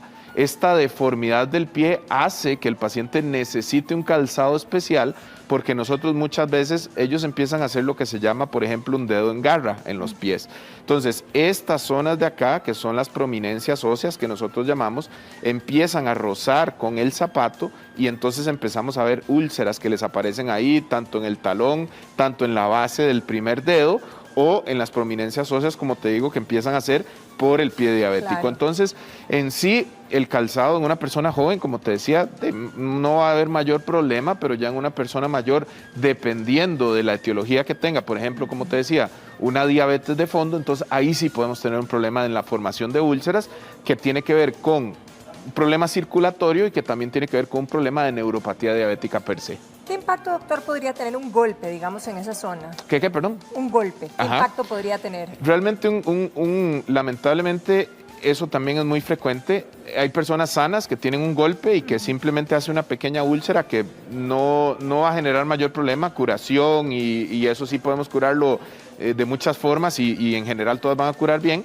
pero si el paciente tiene algo de fondo, vuelvo a lo mismo, si tiene una enfermedad arterial, si tiene una enfermedad venosa o si eventualmente tiene una diabetes de fondo, por eso es que nosotros a los pacientes diabéticos les decimos que sus pies son su tesoro, porque mucha gente anda, por ejemplo, descalza o por ejemplo andan en la playa en sandalias, y los diabéticos por su neuropatía no van a sentir el trauma que tiene con la arena, con algo caliente, o inclusive lamentablemente hemos tenido que amputar pacientes porque se fueron a la playa, diabéticos, se expusieron al sol, les generó una quemadura y esa quemadura de sol hizo que el pie se infectara y terminan amputados. Entonces, como te decía, realmente lo importante es identificar bien el paciente, digamos, si es diabético, si no es diabético, si tiene problema arterial, si tiene problema venoso. Lo segundo es identificar los factores de riesgo que puede conllevar a que le desarrolle la úlcera. Entonces, todo diabético que debe usar su calzado bien, que no pueda andar descalzo en la arena, que no pueda andar descalzo en la casa. Entonces, todo este tipo de cosas es lo que nos puede, desde el punto de vista de trauma como tal, como lo que me estabas diciendo, nosotros tenemos que explicarle realmente, inclusive, para ponerte un ejemplo de trauma, los diabéticos, normalmente uno cuando abre el tubo para bañarse, uno mete el pie para ver si el agua está caliente. ¿Cierto? Si el agua viene muy caliente puede quemar a un paciente diabético y por su neuropatía el paciente no se da cuenta que se está quemando. Y eso le puede ocasionar una quemadura importante y perder la pierna. Híjole, ahora, ¿qué pasa, por ejemplo, con las picaduras de insectos, verdad? ¿También pueden provocar esas úlceras? Claro, generalmente, bueno, hay varios tipos de insectos, inclusive hay parásitos que nos puede ocasionar una úlcera, por ejemplo, el famoso, lo que la gente llama el papalomoyo, ¿verdad? Que inclusive es una picadura de un insecto y que nos puede causar una úlcera. Entonces, en general, un insecto, mosquito, además, si el paciente no tiene mayor problema de índole circulatoria, no va a haber mayor problema, pero sí hay cierto tipo de insectos que nos pueden ocasionar algún tipo de úlcera, como te decía, como por ejemplo la del papalomoyo, ¿verdad? Doctor, ¿y qué pasa las uñas mal cortadas, por ejemplo? Lo importante de las uñas, bueno, y eso también en los pacientes que tienen problemas circulatorios o eventualmente que tienen algún tipo de problema de diabetes, siempre se recomienda que las uñas no se las corten demasiado pegadas. ¿Por qué? Porque el mismo trauma del corta uñas o el mismo trauma que te puede generar al cortar la uña muy abajito, que se cortan realmente y que le puede sangrar, por ahí le puede entrar una infección y por ahí puede entrar un problema. Entonces, y principalmente estos sean diabéticos. Entonces, generalmente nosotros a los diabéticos los que les recomendamos es que las uñas de los pies se las dejen un poquitito larguitas para que no tengan este tipo de trauma y que no pongan en riesgo su extremidad. Doctor, tenemos algunas fotografías que nos han enviado amigos desde casa y precisamente vamos a iniciar con doña Josefina. Ella nos escribe desde Vargas Araya. Ve ahí exactamente lo que ella tiene ahí. ¿Esa es una úlcera? Realmente, bueno, por la fotografía no logro bien qué parte es, me da la impresión que es como la parte... Creo que es detrás de la rodilla, me ¿verdad? parece que es que realmente no sé si es el pie o es la rodilla exactamente. Sí. Ah, bueno, el pie también. Habría que buscarlo exactamente porque podría ser el dorso del pie, la verdad no identifico. Si es el pie. Correcto, entonces si esto es el dorso del pie, habría que preguntarle a ella si sufrió un trauma, o si no sufrió trauma, o si le apareció de manera espontánea. Normalmente, como nosotros vemos la úlcera, vemos que el fondo es rojo, que tiene esta capa de fibrina que es amarillo, y alrededor vemos unos bordes que están bastante... Esto normalmente puede tener su grado de infección, pero lo importante es ver dos cosas. Uno, qué la causó, y dos, si tiene buena circulación.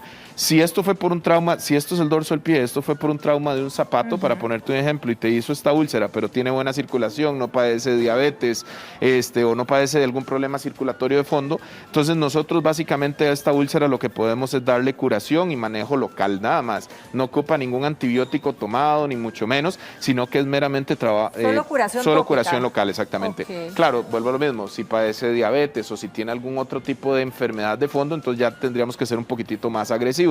Pero normalmente este tipo de úlceras, que generalmente es por trauma en el pie, que tiene buena circulación y que no tiene una enfermedad de fondo, es puramente tratamiento local. Bien, tenemos otra fotografía de otro amigo también, él es don Marcel, que nos la manda desde Cartago. Ahí vemos el piecito claramente, sí, y vemos ahí la lesioncilla. Esto es en la cara interna del pie, sí, aquí vemos que esto es lo que nosotros llamamos el maleolo o la pelota al tobillo que la gente llama, ¿verdad? Y normalmente en esta zona de aquí se hacen úlceras por varias razones. Generalmente las principales úlceras que se hacen en esta cara es por un problema venoso, pero sin embargo cuando es un problema venoso es cuando la gente tiene esta parte negra, es la gente que tiene la piel que cambia de color, que es negra y demás. Entonces, cuando una úlcera de este tipo se hace sin trauma de fondo, lo que hay que evaluar bien es si él tiene algún problema circulatorio. Porque eso sería lo primero a exacto, checar. porque si aquí hay, estos son lo que estaba explicando ahora, que se llaman prominencias óseas. Entonces, si él usa un calzado con el que ha tenido un roce esta prominencia ósea y le causó esta úlcera, lo que principalmente nosotros tenemos que ver es si tiene o no un problema circulatorio. Llámese problema arterial principalmente, no venoso. ¿Por qué? Porque si la cantidad de sangre que le está llegando a este pie no es la óptima, esta úlcera no va a sanar y más bien con el tiempo va a crecer y puede poner en riesgo perder la extremidad. ¿Y en de ese la caso persona. cuál sería el tratamiento? En este caso, si tuviera, bueno, primero ya te digo, habría que ver igual si es diabético, si no es diabético. Exacto. Si tuviera problema cardiovascular. Si tuviera problema circulatorio, habría que mejorar la circulación, en otras palabras, habría que operarlo. Habría que operar y eso nosotros lo que habría que operar es para mejorar la cantidad de sangre que le llega a esta zona para que sane de manera adecuada. Acordémonos que toda lesión en el cuerpo sana por el oxígeno es nuestra gasolina, por decirlo así. Entonces, si a esta lesión no le está llegando sangre, no le está llegando oxígeno, si no le está llegando oxígeno, lamentablemente va a crecer más y va a terminar amputado. Entonces, si no le está llegando suficiente sangre, tendríamos que operar para mejorar la cantidad de sangre para que no aumente, ¿verdad? No aumente y no se complique. Tenemos otra fotografía y es Dayana, desde Palmares. Híjole, aquí la lesión se ve más complicada, Doc. Eso sí, ya aquí, digamos, era lo que te decía al inicio. Cara interna de la pierna, cambios de coloración en la piel. Estos cambios de coloración ya traducen que tiene un problema venoso de manera crónica y entonces los bordes, si los ves, bueno, el fondo, si lo ves, está colorado, en otras palabras, le está llegando. Bien grande, exactamente, y estas úlceras son de las más comunes que nosotros vemos. Es más, podemos decir que el 90% de las úlceras que nosotros vemos son úlceras de tipo venoso, que son de este tipo. Esta normalmente, bueno, aquí hay varias cosas. Normalmente las úlceras venosas, como te decía, es por un problema venoso. Entonces, nosotros para cerrar esta úlcera lo que ocupamos es disminuir la presión venosa a nivel de la pierna y aparte de eso poner medicamentos y tratamiento local para hacer que ese tejido regenere. Entonces, normalmente aquí lo que nosotros utilizamos o lo más efectivo que se usa en Costa Rica y en el mundo es lo que se llama una bota de una. Una bota de una es un tipo de vendaje especial, como un tipo de yeso que se utiliza por 7 a 10 días, en algunos casos se puede utilizar un poquitito más, pero normalmente se utiliza cada 7 a 10 días y la presión que esa bota ejerce, más los medicamentos que nosotros le ponemos a la úlcera y otras cosas que les mandamos a tomar, hacen que la úlcera poco a poco el tejido crezca de adentro para afuera y después que vaya disminuyendo de tamaño, regenerando el tejido. Lo que pasa es, y aquí es donde vamos a la parte de las varices, muchas veces estas úlceras se producen por aparte de la insuficiencia venosa que tienen, hay unas varices que la gente ve que normalmente cuando uno les da tratamiento o opera este tipo de varices, no es que vamos a curar este problema porque ya el problema lamentablemente existe. Pero mejora. Pero la cirugía va a conllevar a que la persona, la úlcera se mantenga por mucho más tiempo cerrada. Evitar que la úlcera se vuelva a abrir. Entonces ahí es donde nosotros recomendamos algún tipo de procedimiento como cirugía. En algunos casos, no puedo decir que en todos, pero en algunos casos se puede recomendar algún tipo de cirugía para disminuirle la presión venosa a este nivel y por ende hacer que la úlcera cierre. Bien, doctor, nos vamos para San Ramón. Ahí nos manda la fotografía don Víctor Hugo. Vamos a ver, en el caso de don Víctor Hugo, cuál es la situación. Y lo vemos, en el dedito gordo, ¿verdad? Esto es algo muy característico y muy importante de los pacientes diabéticos, Si nos damos cuenta, lo que te expliqué ahora en un inicio, lo del dedo en garra, normalmente las prominencias óseas que nosotros llamamos, el hallux, en la parte externa del pie y arriba de los dedos, es lo que nosotros llamamos superficies de contacto y que son superficies o prominencias óseas. Entonces, esta úlcera, si te das cuenta, generalmente tiene que ver con problemas de diabetes, problemas de circulación y tercero, problemas de calzado. O sea, el tipo de zapato no está usando un zapato. ¿Por qué? Porque probablemente esta zona de aquí la está golpeando contra un zapato o simplemente es un paciente que iba caminando y con algo se raspó y se le empezó a hacer más grande la úlcera. Ahora, doctor, cuando uno tiene una lesión de este tipo, de las otras que veíamos, ¿debe utilizar zapato cerrado, media o debe mantenerlo expuesto para que se cure más rápido? Claro, varias cosas que se les da la recomendación y más, como te digo, esto es como muy característico de los pacientes diabéticos. Uno, tratar de mantener el pie dentro de los dedos. La gente le encanta poner crema, eso está bien, pero dentro de los dedos no hacerlo. ¿Por qué? Porque la humedad que se mantiene dentro de los dedos, eso genera hongos. Entonces, número 1, tratar de mantener bien seco lo que es en medio de los dedos. 2, este tipo de úlceras, como te decía, se produce principalmente por un trauma, sea por un zapato que está utilizando o por un golpe contra un mueble o contra el mismo suelo, o simplemente iba caminando y no sabe qué le pasó y le apareció esto. Lo más importante en este tipo de úlceras es inmediatamente lo que se recomienda es consultar. ¿Por qué? Por lo que te decía, el problema circulatorio. Si es un diabético y tiene problema circulatorio, si nosotros no mejoramos la circulación a esto rápido entra con una infección y puede poner en riesgo no solo el dedo, sino la pierna. O sea, que penetre y que nos vaya a dañar. Lo que pasa es que mucha gente llega con el dedo así y cuando uno le dice que tiene que amputar la pierna no entiende, porque dice como, ¿por qué si es solo el dedo? Eso se ve nada más. Pero claro. recordemos que para que la sangre llegue a ese dedo viene desde el corazón y el problema es que puede tener mala la circulación desde el corazón hasta el dedo gordo. Entonces, si la circulación de él está buena en el pie y el dedo ya está perdido, nosotros podemos quitar el dedo y listo.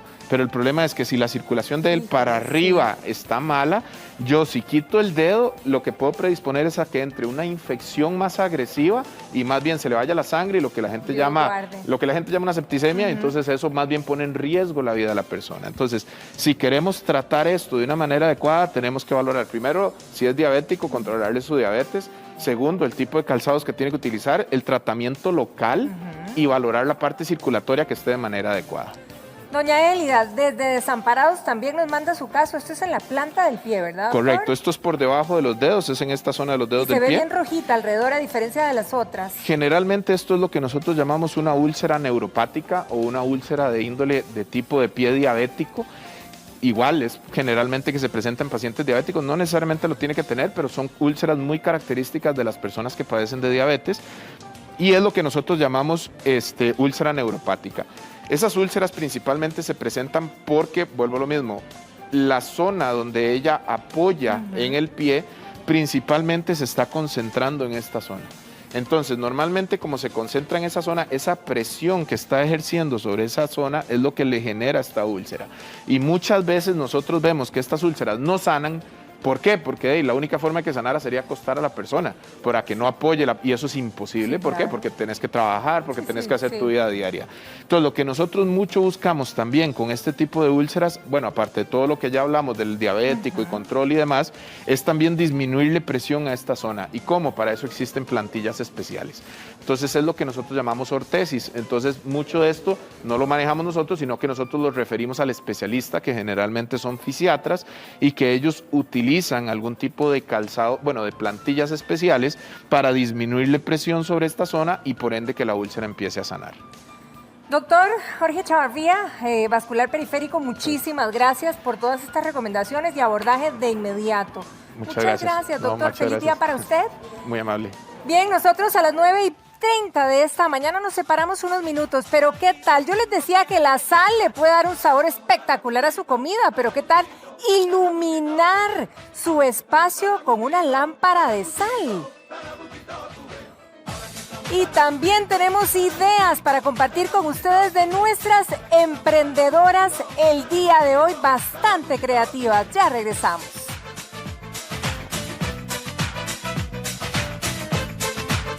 A continuación, estás viendo Giros.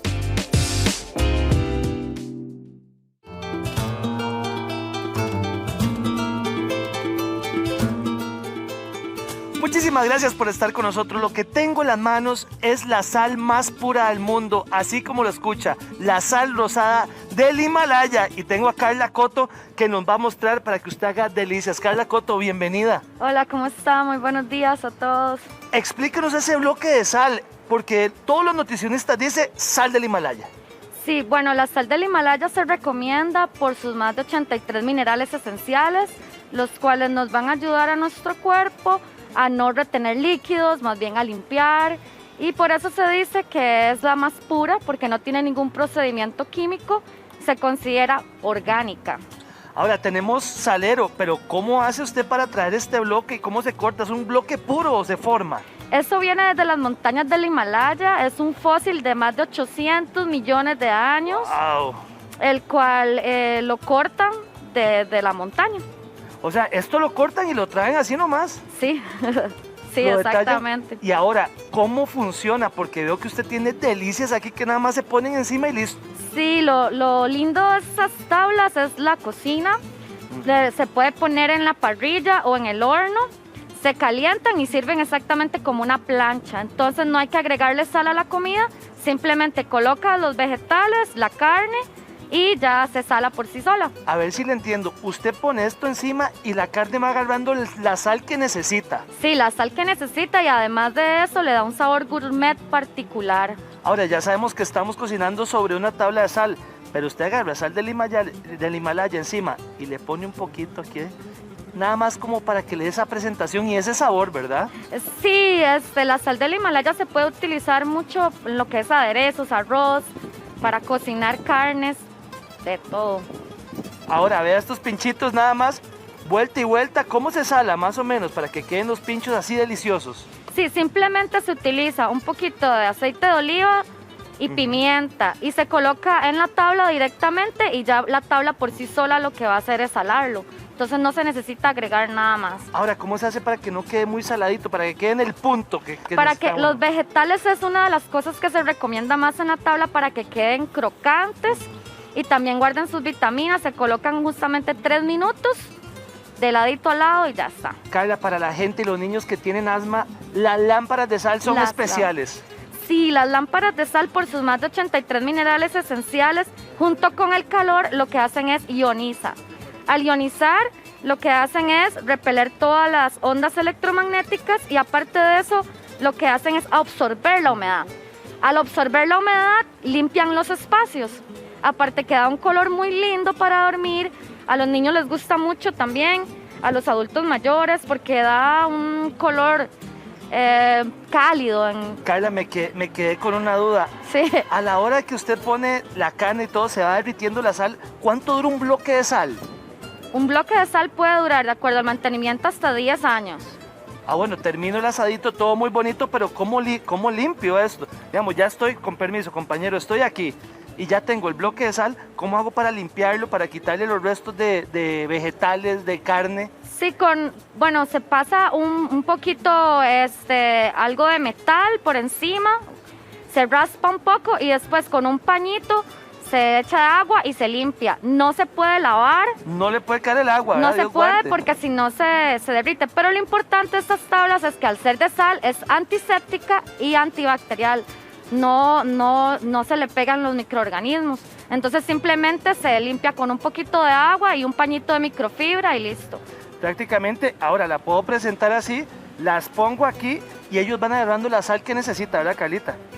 Sí, esta tabla también se puede usar en frío, también se puede refrigerar y mantiene el frío, por ejemplo, si queremos poner frutas o hasta helados también.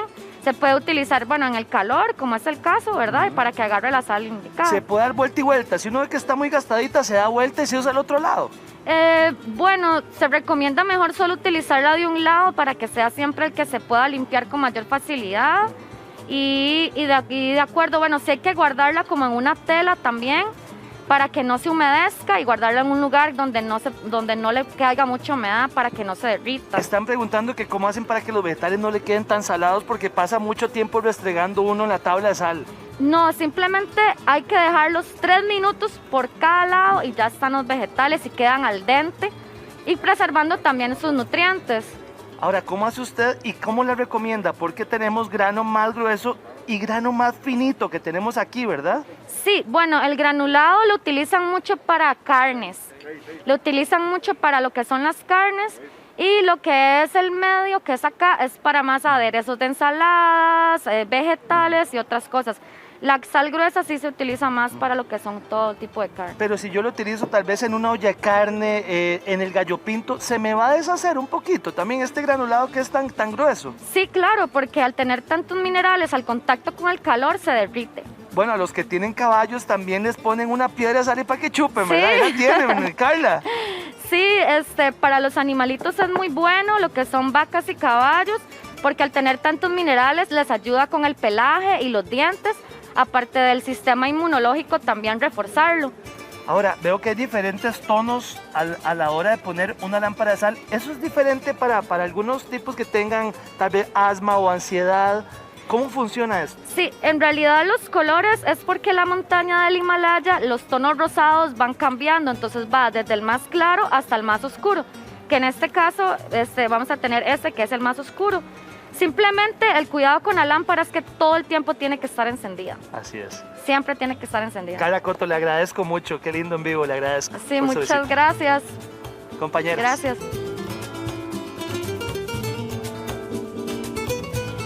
Nos encanta el trabajo de nuestras emprendedoras y vean ustedes esta lapita roja que se viene por acá y además tenemos un oso perezoso. Eso es trabajo de Iliana. Muy buenos días, Ile. Gracias por acompañarnos. Velázquez Moncada nos trae estas bellezas inspiradas en nuestra fauna y en nuestros sabores. Así es, ¿verdad? Correcto.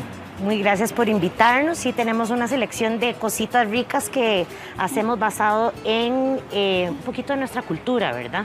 Ahora, por ejemplo, la lapa roja, que tiene ese nivel de detalle, las plumitas, ¿cómo se elabora una figura como esta? Bueno, esto es chocolate que le ponemos colorante y hacemos el queque y lo esculpimos. Sí, tenemos un molde redondo. Con esa forma, exacto, cilíndrica, sí. Nos encanta, de hecho que nos encanta montones usar ese molde y después lo demás sí lo cortamos un poquito.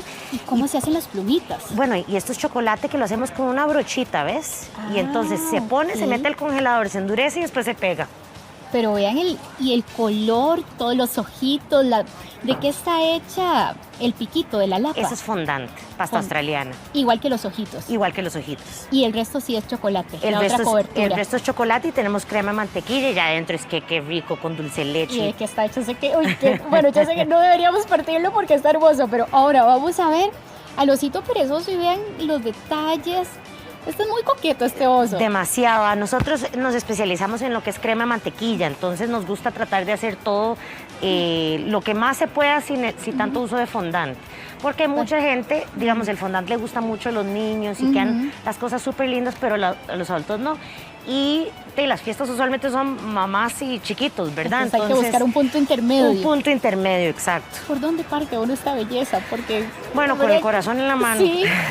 No, igual salen bastantes porciones de porque es doble queque, ¿verdad? De doble altura. Aquí hay dos queques, entonces. Aquí hay dos queques. Está la esfera y después está el queque normal en la parte de abajo. ¡Ay, qué rico! Y esto es chocolatito, el pelito, digamos. Lo hicimos con colorante. Hay veces que hay mucha gente que no le gusta el chocolate. Entonces, si se puede, lo hacemos con cocoa. Ajá. Pero si la persona nos pide que sea todo de vainilla, sí hay que hacerlo con colorante porque... Okay. Y estas otras delicias que están por acá, porque usted me decía que los sabores ticos se pronunciaron. Sí. Bueno, estoy muy emocionada de presentarles este producto porque esto lo inventamos nosotros, basado en algo que me enseñó mi papá cuando yo era muy chiquita, que era comer como, me acuerdo, galletas de soda con queso crema y mermelada de guayaba. Uy, sí, qué rico. Bueno, pues nos inventamos unas barritas que es con cheesecake y mermelada de guayaba en pasta. Entonces están deliciosas al que le encanta el dulce, ¿verdad? Porque la mermelada de guayaba es dulcita. Sí, pero muy rica y muy nuestra. ¿Y estos quequitos que tenemos acá? ¿O como estos son los mini cupcakes son los de Churchill que hacemos con el quequito de colita, lo bañamos en leche condensada y le ponemos lustre de leche pinito para darle ese sentimiento de Churchill. Y los que tenemos en los extremos, bueno, el centro y acá, ¿qué sabores son? Este es chocomenta y este es guayabita. Guayaba porque es un tema, un sabor aquí muy predominante nuestro, y además usamos chocolates nacionales. Igual que con este queque, no voy a mencionar la marca, pero este es uno de mis queques favoritos en sabor, que es de chocolate y usamos un chocolate nacional, caramelo para imitar el chocolate. La barra de chocolate. Exacto, entonces es chocolate, caramelo y almendra caramelizada. Oh, por Dios, Iliana, ya nos dejó a todos con el antojo. Ahí están los números, el Facebook para que la puedan contactar y muchas gracias por compartir su talento con nosotros. Muchísimas gracias por invitarnos. Un placer. Ahora vamos a decorar nuestra casa, llenar de tonos, de detalles, y la encargada es Carla Velasco, que nos dice cómo plantar nuestra mesa o montar nuestra mesa, de una manera muy linda y diferente. Carla, buenos días. Buenos días, muchas gracias. Sí, aquí les presentamos My Space Decor. Y empecemos con estos que se ven tan bonitos, Carla. Estos son lo que se llama el forro de plato base. Usted lo puede utilizar ya sea en un plato base básico, que puede ser el de su hogar, ¿verdad? O puede utilizar un plato MDF, que es como el que tenemos aquí. De este tipo. Que nosotros también se los podemos ofrecer. Y vean los detalles, las telas, el color, ¿verdad? Tenemos acá la mesa montada, de hecho, que se ve espectacular, Carla. Muchas gracias. Sí, si gustan, aquí les puedo enseñar cómo pueden recrear una mesa con todos los artículos que nosotros ofrecemos. Poner en práctica lo que tenemos a este lado. Correcto. Nosotros ofrecemos desde las servilletas, el forro de plato base, todo lo que es el servilletero de vidrio soplado. ¿Qué es ese servilletero tan espectacular? Este es una cosa increíblemente delicada. Son estos que tenemos acá en diferentes colores. Estas son tonalidades que ofrecemos. Son unos productos que estamos importando. Esto no lo hay en Costa Rica, nosotros lo traemos y tenemos la exclusividad para el país. Del producto.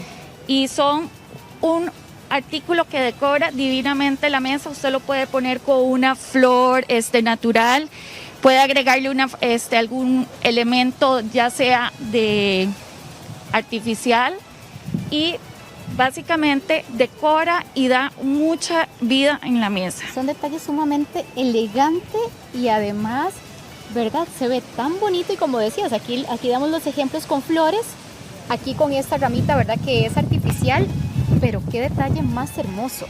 Bueno, es que ahora la tendencia es decorar tu mesa, darle vida, darle color, estampado, es una mesa llamativa. Y esa es la tendencia que tenemos de varios países y que se está introduciendo poco a poco a Costa Rica, porque antes era el plato básico con los adornos básicos, ahora podemos agregar frutas, color, estampado y estos detalles de decoración. Bellísimo, sin duda, Carla. Muchísimas gracias por presentarlo en esta mañana. Muchísimas gracias. Espectaculares. Gracias. Muy amable. Y bueno, y ahora vamos con Alexa Castillo, que ella nos muestra diferentes collares, su uso y todo, pero la serpiente, Alexa, es la que se roba el protagonismo en tus accesorios. Muy buenos días. Buenos días. Claro, este 2021 viene con mucha tendencia en lo que son animales, ya sea la serpiente o las mariposas, sobre todo. Mariposas y serpientes, esa es la inspiración entonces de tu línea de accesorios en este momento. ¿Qué materiales utilizas, Ale? Bueno, en este momento, aquí lo que podemos observar es oro laminado o también lo que es acero inoxidable, que ya es una línea como más alta, pero también trabajamos lo que son materiales como estos que son las pucas, o lo que es avalorio, que es una línea más baja, pero igual de buena calidad y es accesible. Ajá. De hecho, ya tenemos a nuestras modelos acá al lado con los diferentes collares y accesorios. Claro. ¿Sale? Podemos verlo en nuestra primer modelo, tal vez que nos expliques, ¿verdad? El tipo de accesorio y el conjunto. Bueno, este look es como más casual, se puede usar en el día a día. Entonces lo que tenemos es la cadena de oro laminado con el dije de la mariposa, también los aretes, las argollas. De hecho, amor, puedes acercar, ¿verdad? Para que vean que la mariposa está presente en todos los elementos, ¿verdad? Es el juego, ajá. Y también, que también está de moda, el cordón que es de cuero, con el alambrismo, que también es una técnica que trabajamos. Perfecto. Y una piedra natural. Y nuestra otra modelo, ahí sí la serpiente es la que está presente. Sí, esto lo trabajamos con lo que son piedras de río, hematites y el oro laminado también. La combinación de muchos materiales. Sí, claro. Y vean el detalle también del anillo en forma de serpiente, muy bonito. Tal vez, sí, para que se pueda ver que es como decías, mariposas, serpientes, diferentes estilos y diferentes también materiales los que están haciendo o los que se están utilizando para que se vean tan lindos. Claro. Bueno, muchísimas gracias por acompañarnos en esta mañana y chicas también. Gracias. Perfecto, y gracias también a nuestras emprendedoras que nos acompañaron en esta mañana. Vamos para un corte comercial, pero ¿quiere perder peso? Tenemos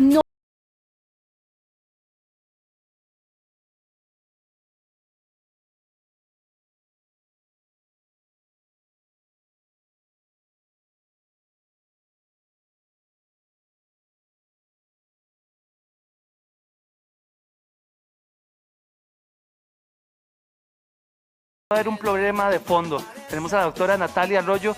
Bienvenida, doctora. Un placer, como siempre, estar con ustedes. Buenos días. Háblenos de esos tratamientos porque también muchas personas recurren a la mesoterapia. ¿Pero qué es eso, doctora? Ok, existen infinidad de tratamientos para disminuir de peso y medidas. Por ejemplo, como usted lo acaba de decir, Ítalo, la mesoterapia, que es infiltrar o inyectar pequeñas cantidades de un medicamento que va a ayudar a bajar de peso en las personas que tienen sobrepeso o a eliminar la grasa en ciertas zonas localizadas. Por ejemplo, la señora que después de su embarazo quiere ponerse fit, pero no logra bajar la pancita. Esa grasita que uno dice que difícil. Qué difícil. Entonces, la mesoterapia es una alternativa. Tiene componentes como L-carnitina, cafeína, que lo que van a hacer es acelerar el proceso de quemar grasa a nivel de nuestro cuerpo y lo vamos a excretar.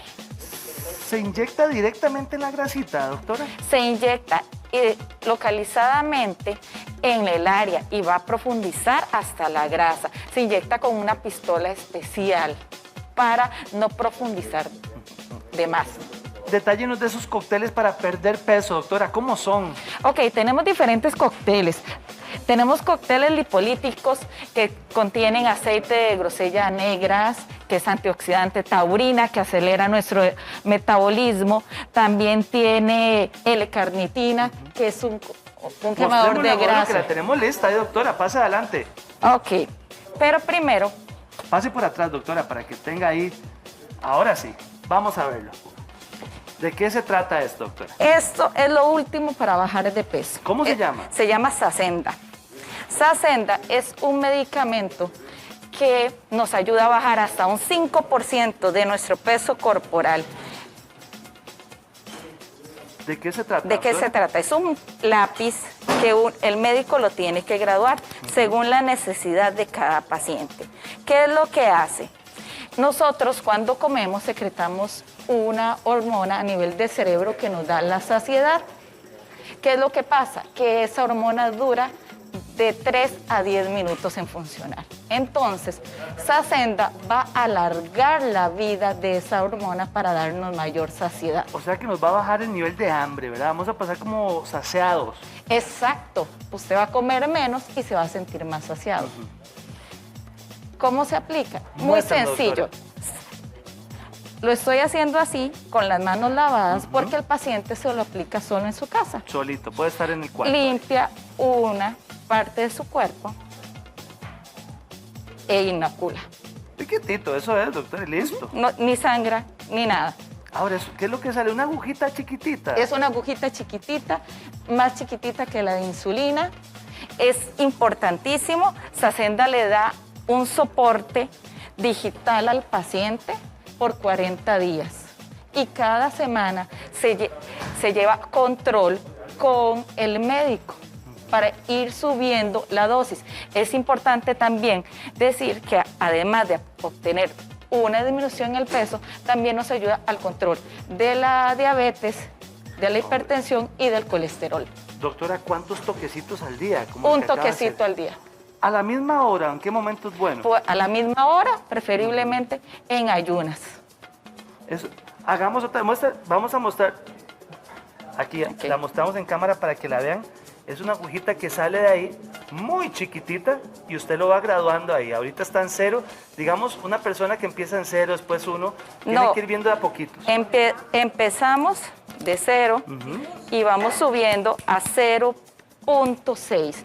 Y cada cita se sube 0.6 hasta que el paciente lo tolere, porque puede tener efectos secundarios, como dolor de estómago, estreñimiento. Como que dice, vamos de a poquitos. Vamos de a poquitos porque precisa. Ajá.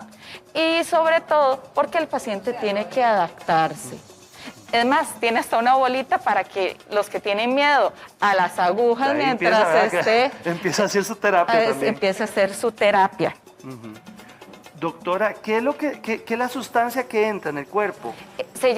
Es una proteína que se llama LGP1, que es una proteína similar al glucagón. Entonces ella es la que nos va a dar el efecto de saciedad. Bueno, vamos a ver si esto funciona porque hay fotos del antes y el después. Hay que ver, ¿verdad? Bueno, ver para creer. Esto es un tratamiento integral. No solo se usó Saxenda, sino que se utilizaron diferentes aparatologías como Ultherapy, cócteles, mesoterapia, y podemos ver el antes y después en 10 sesiones. Doctora, estamos viendo que el lado izquierdo de la pantalla hay una disminución hasta de un 5% por lo menos de la grasa corporal. Exacto. Realmente nosotros lo hacemos en cuadriculado para ir viendo cuál es el avance que tiene. Esta es la sesión número 0, esta es la sesión número 1. Pero es un tratamiento, ¿cómo lo puedo explicar? Integral. Es integral porque maneja la parte estética, la parte médica, la parte nutricional y sobre todo el médico y el paciente son copartícipes.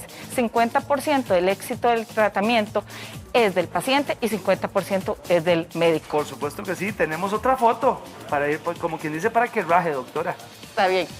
Las famosas piernas, todas luchan con las piernas y la celulitis. Así es. Entonces, bajamos de peso, comenzamos a tonificar y hacemos tratamiento específico para celulitis y flacidez. ¿En cuánto tiempo pasó de esto a esto, doctora? 5 sesiones, una sesión por semana. Ok, estamos hablando que en menos de mes y medio usted bajó un porcentaje de las piernitas. Exacto. Tengo historiales que lamentablemente no me dejaron publicar las fotografías porque hay que mantener siempre la privacidad del paciente, pero pacientes que han llegado con obesidad mórbida, 111 kilos, en 2 meses han pasado a 90 kilos. Bueno, ahorita se están ganando salud también. Tenemos otra fotografía de la doctora y aquí estamos viendo ya los glúteos, doctora. Esa es la misma paciente. La misma paciente de ladito. De ladito, para que vean cómo mejora el aspecto de la piel. Doctora, bueno, esto es también curativo, pero hay que ir con buena alimentación y hay que ir también con... Todo es complemento. La estética, la medicina, el ejercicio y la buena nutrición nos van a llevar a un éxito. Estamos conversando con la doctora Natalia Arroyo y le agradezco mucho a usted, doctora. Como siempre, un placer. El placer es nuestro. A ver, ¿dónde están mis compañeras? Vamos para allá. Amigos, parientes, compañeros, definitivamente ustedes deben de recordar esa chispa lindísima, ese cariño de don Álvaro Fernández que partió a sus 90 años. Pati, una dolorosa pérdida porque sin duda era aquel hombre que era un caballero. Nos encantaba verlo por los pasillos de Repretel con su atuendo, su sombrero. De verdad que es una gran pérdida y nos duele mucho su partida, pero sabemos que está en un mejor lugar. Lo recordamos y le hacemos un homenaje a él y le mandamos un abrazo solidario a toda su familia. Y así despedimos nuestro programa de hoy, esperándolos encontrarnos mañana a las 8 en punto. Bendiciones. Que en paz descanse, don Álvaro. Don Álvaro Fernández nació en San José en 1930. Creció en Limón y la capital. Esto le permitió tener un amplio panorama de la Costa Rica de antaño y de su evolución a través del tiempo. De ahí sus innumerables historias. San José tenía 75.000 habitantes, ¿verdad? Costa Rica no había llegado al millón, tenía 400 y pico mil. Porcentaje de nivel de vida, hay un nombre que usan ahora, que ahora anda en 80, ¿no? Uno encontraba a alguien de 50 años de ese pobre roco, era un roquito ya. Casó muy joven con doña Alma, tuvo 2 hijos y sus hijos y sus nietas y nietos han sido su vida. Es un gran ejemplo de hombre, de caballero, de señor, es un gran ejemplo de esposo. Pero don Álvaro fue un hombre de mundo, un caballero que tuvo la posibilidad de ser embajador de Costa Rica en Honduras y Colombia, un señor cuyas ideas imprimía en columnas de diarios nacionales. Sí, ya me enteré, don Pepe. Sí, vea, yo le prometí a él que le iba a mandar un amigo a él, de embajador. Y usted es amigo de él, vea. No, amigo no, yo tomé café 2 o 3 veces con él ahí en una soda. Sí, pero él lo considera amigo, vea, yo lo nombré embajador. Ejerció el periodismo durante muchas décadas. Junto a sus primos Alberto Cañas y Roberto Fernández fundó la página La Piapia y tuvo una columna que se llamaba Columna sin Importancia. Canal 6, posteriormente parte de Repretel, no solo fue un lugar de trabajo para don Álvaro, empresa en la que fue socio y donde comúnmente se le podía ver tertuleando en la pantalla sobre diferentes temas en su programa Alto Contraste. Tenía una memoria prodigiosa. Recitaba poemas. El Pacheco, que ya era presidente, me llamó por teléfono y me dijo, ve, ese horario que tenés vos ahí en el 6, no es bueno, no es bueno. Yo te doy un horario mejor, en el 13, yo ya te lo consigo y te vas para el 13, hombre, me haces un favor. Pero bueno, ahí, muchas gracias. Entonces le dije a Fernando Contreras, mira, me llamó a ver, sí, por eso, a ver Pacheco, ayudar. Quienes lo han querido tanto, un gran señor, un gran ser humano, un maestro insustituible. Tras su muerte, don Álvaro será recordado por sus seres queridos, amigos y compañeros de trabajo como un hombre de bien, de un humor sin igual y de un verbo repleto de historias.